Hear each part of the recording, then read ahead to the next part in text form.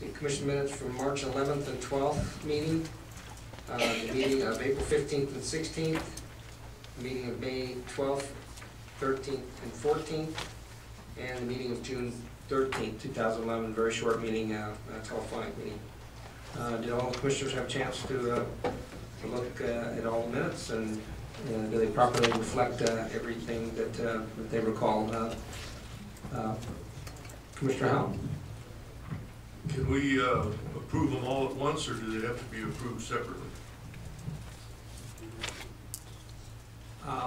I think we can use our discretion to do that either way. I assume we want to make a motion. So, okay. Why don't we see if there's any other commissioners that have any other comments, and real quick, and then I'll bring it back to you. Commissioner McNinch. Thank you, Mr. Chairman. Since I wasn't part of these meetings, I'll be abstaining from the vote. Likewise. That still leaves 6. Everybody okay with that? Yes. Commissioner Howell? Move to approve the minutes. Second. Okay. Public comment. I do believe there might have been some public comment. If not, I'll mention it when I do come back. Oh no, wait a second. Maybe I'll check on that. Public comment on the minutes. Seeing none, I'll bring it back to the commission. I do want to just check one thing. Actually, I believe it was a comment that we received with regard to the minutes on the Finance Committee, so I guess we're not approving that, so I guess I'll withhold on that. Any other commissioners have any other comments? Seeing none, go ahead and vote. All in favor of the motion, say aye. Aye. Aye. All opposed? Hearing none, 9-0. Restate 6-0. 3 abstained.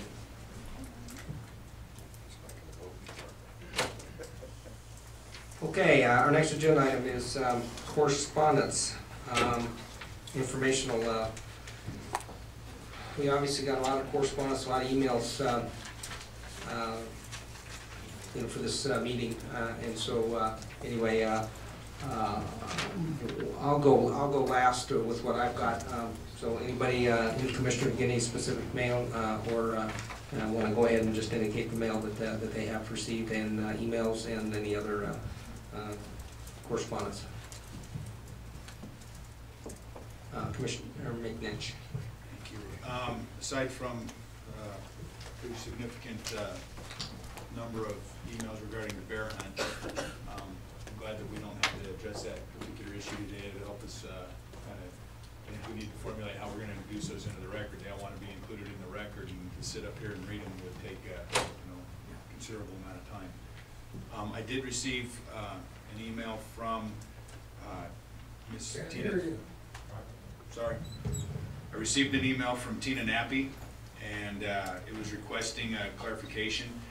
Apparently, and unfortunately this goes back a ways, but at the September 23rd, 2010 Finance Committee meeting, former Commissioner Lent had made a comment about non-sportsman's group contributing, not contributing.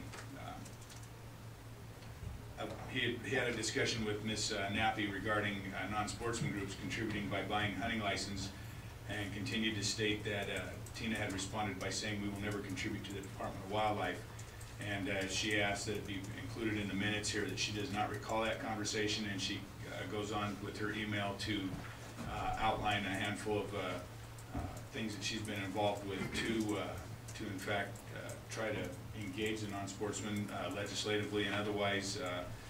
Mentioned some bonding issues, publicly funded bonding authorities that were obtained for NDOW, and she just wanted to include it in the record that she wasn't sure who we were, and that she doesn't recall having that conversation, and that it continues to be engaged and supportive of finding funding from non-consumptive groups. Thank you. Commissioner Rain. Thank you. we had several different phone calls. Let me go over a couple of them on specifically on the bear indoctrination course. We had one of them, an individual, and he made a couple good points you might want to consider if we open up that ordinance again, or excuse me, that regulation. And one of the points was that we'd like to see additional class because there's individuals, problems making that class, or at the very least allowing their guide to take it instead of them, as long as the guide's present with them. Similarly, the way we do with bighorn sheep, as long the guide can take it instead of them taking it. That was a request that came out of that. I was supposed to send me something further, but that didn't happen. Other individuals, actually two people that actually took the course, were very positive about the course, liked a lot of the way it went, said that the way the department handled that bear indoctrination course, was very positive, and it basically covered the things it really needed to cover. Let's see, there was a couple other letters. I'm going to hold on to a couple letters until we get to individual action items, and so I can talk about them there. Probably better than trying to bring them out now. Like I talked about bobcats and whatnot, they'd be lost at that point in time. Also, and it is included in the support material here, is a letter the commission asked me to send out. It's the first item under item 8 to Nevada Bighorns Unlimited, requesting that they give back the difference in funding in the amount, actually the amount of $18,000, and it appears that they responded saying, no, we're not going to give you the money, we're going to do something else with it. Basically, that's paraphrasing page, but that's also included in the support material there. That's the second exhibit, at least in the order in which I got them. Also had quite a bit of concern referring to the deadlines on falconry, but we'll get into that because deadlines are a lot sooner than they appear to be, and we'll get into that later on. So I'll hold on to that. Actually, I'll discuss that later. We're going to be talking. Those were the main things. Actually, also, there's been some very positive. I don't know if you guys have gotten it. Talk about we've extended that deadline for the bonus points. I've had 4 different people approach me. 2 of them thought it was midnight. It was really 5 o'clock. Thank goodness you included that extension to the deadline for at least bonus points. Other individuals knew, my friend, there's a lot of very positive stuff, and that's actually just in the last week coming up to this meeting. And I'm always running into people that are really happy with the making hunting friendly that has happened here over the last relatively few years. These additional regulations we've changed. I've heard really no negative comments. I was kind of worried during the commission comments earlier on that we'd have more negative, you're giving too many people extra chances, and I've heard none, and I've heard a lot of very positives. So anything the commission can do, I think, as far as future goes, in making those regulations more hunter friendly. Past ones have been great, got a lot of good feedback on those. I'll leave it at that. I did get all the bear emails. There's been a bunch of them. The classes next week, probably. Any other commissioners' correspondence? Commissioner Drew? Just a couple, and not to belabor the point, I also got the bear correspondence. I will be personally putting that in the file for consideration for the agenda item under the next meeting, and then we can work with the department on the best way to address those and enter them into the record. The other 2 I mentioned kind of under member items, but I did have some concerns with the disallowing of Blackhorn 209 powder during the muzzleloader season, mostly because it was a late notification. There's only a month here before the muzzleloader season starts, and the other question on that was whether or not the youth hunters had been notified, and that's questions that I haven't necessarily got an answer back on. So I think at this point, those are all the comments that I need to touch right now.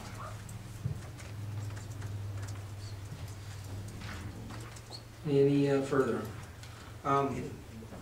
Actually, there was some additional correspondence, emails that on the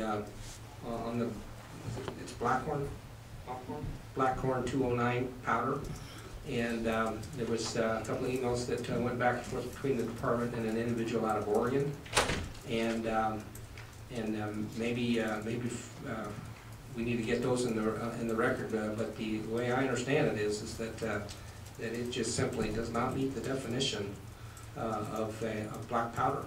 That it's got it's something with a chemical makeup that it is has a base that is not standard black powder. That it's a smokeless powder, and so I think that there might be some real problems if anybody tries to use that during the hunt season, because it just simply does not meet the regulation, and according to the correspondence that I received.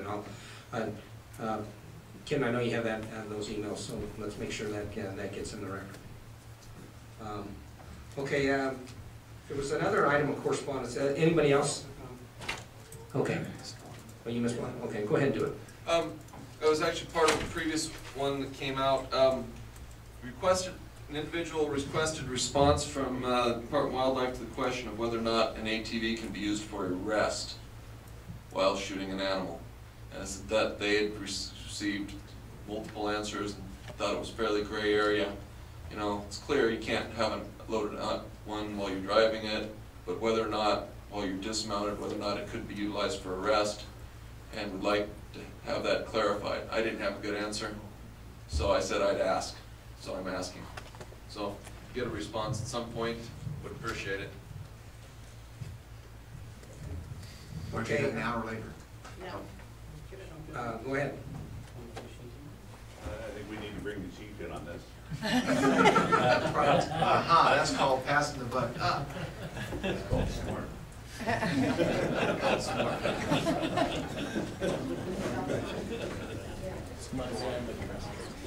Okay, while he's running the chief down, there was a letter that the department sent out to Tracy Hammond. Tracy, if you guys know him, he's a good guy. He's an interesting guy, and unfortunately this year, bad luck has rained down on him. Almost cruel what the department did to him.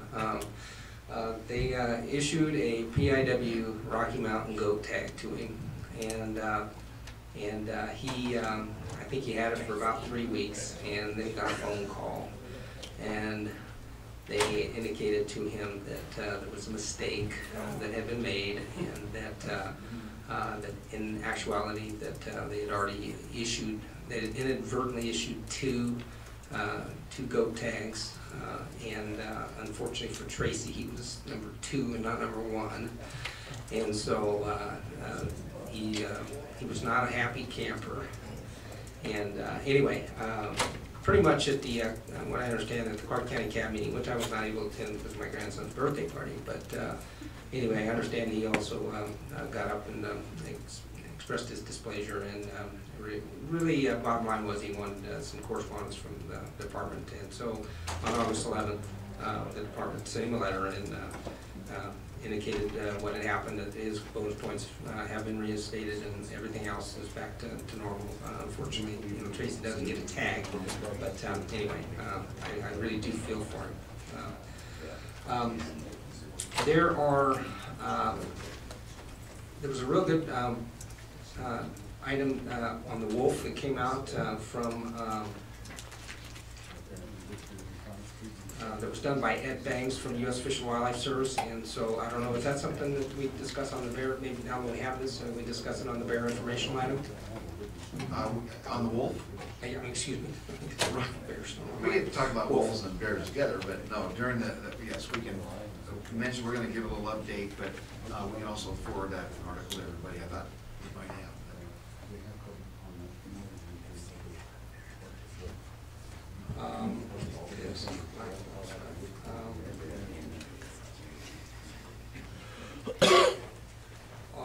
Same thing on the Ruby pipeline. There's some stuff on the Ruby pipeline. We talked about that on that informational item.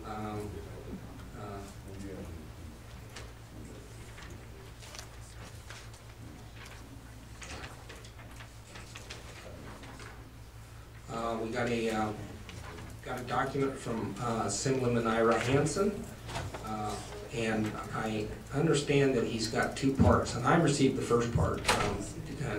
Did anybody get the second part? So the second part is still to come. And so this This is history of hunting, basically hunting by our early, the very earliest explorers coming through Nevada, gave a historical perspective to that.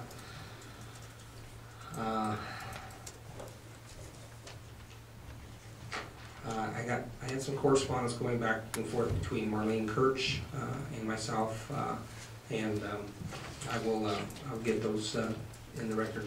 They have to do with Policy 51.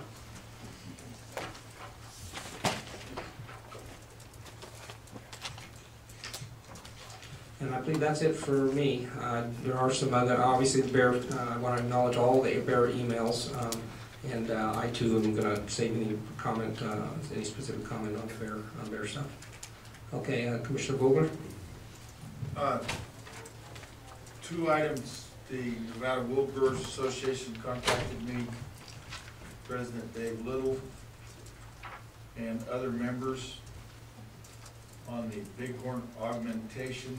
We had some questions, wondering what the idea of wanting to have an introduction of sheep, wild sheep in the Go Shoot range. In that particular area is the largest concentration of winter sheep range and the largest concentration of sheep in the wintertime in the state of Nevada. It would be an instant conflict, I would believe, and being that the Nevada Department of Wildlife handles the wildlife, it would only be a matter of minutes before probably Western Watershed or some other group would want to sue over them being in the same proximity, and they would like to have an answer to that. And wondered if you folks were aware that in Colorado, they're trying to draw a parallel now that they ran out of sheep to blame. They are now making a parallel that the hemolytic A, the die-offs are directly related to cattle. So if you're not having any fun with the sage hen, it's not going to end easily. These groups that extort $15 million from pipelines and et cetera, only seem to get more emboldened as time goes on. But no one in our organization could understand why anyone would want to reintroduce right square in the middle of the largest concentration of domestic sheep. It's just almost ludicrous. Thank you.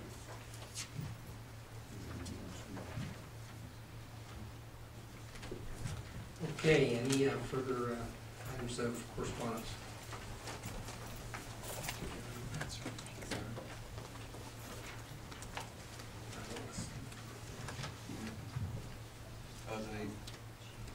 The chief was going to answer the question on the ATV. Chief Bonamici, we had a question with regard to a hunter being able to use an ATV as a rest while shooting.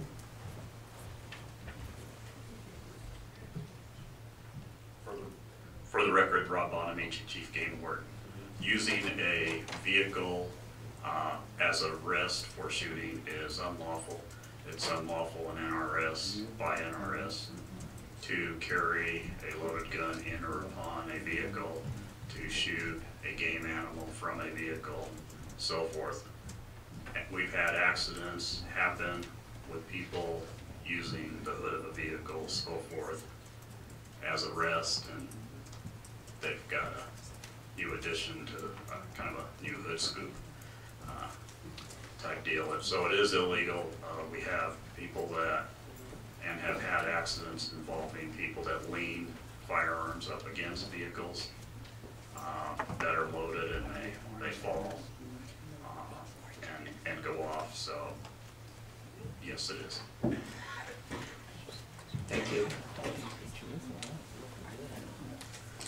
I've seen a few people going to the restroom, and I guess I should take a poll and see if we want to make maybe do a 10-minute break, or how you want to keep moving. Commissioners? Okay, let's take a 10-minute break. We'll be back at 25 after 1. Thank you.